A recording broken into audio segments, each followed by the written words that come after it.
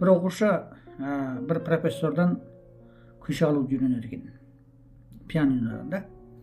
Сосын профессор оған орындалуы қиын болған бір нотаны беріпті.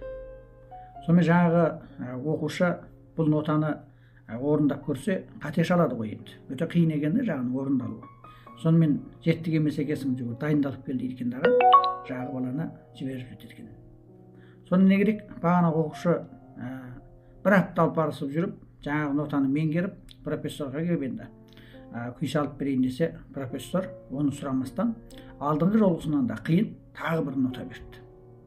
Сонымен не керек? Жаңағы оқушы бұны да бір апта алпарысып жүріп, өлгендерін үйреніп болып, енді профессорға апарып көрсетейін десе, оған алдыңғы жолғысынан да қиын және де бір нотаны беріпті дағы, алдыңғы күйлерді сұрап та қоймапты.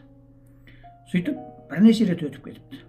3 айдан кейін барып жаңағы оқушы шыдай алмай, неге мен осынша қинайсың, я үйренген нәрсемді сұрамайсың десе, профессор үндемей тұрыпты да, оған анау алдыңғы күйлерді шалшы депті ғой.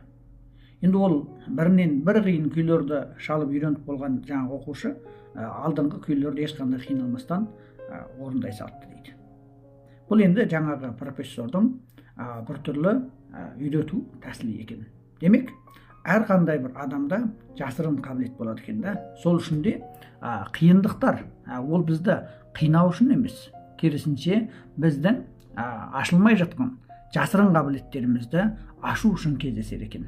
Сондықтан әрбір кездескен қиындыққа жаңағындай нала айтып, оған ренжіп, я болмаса тәлейсіз болдым дегеннен көрі, осы мәселені қайткенде өнімді түрде шешіп шығуға болады деген нәрсені көбірек ойластырып, немесе осы қиындыққа бетпе-бет келіп, оны жеңіп шығатын болсақ, онда біз табысқа қарай жол алады екенбіз.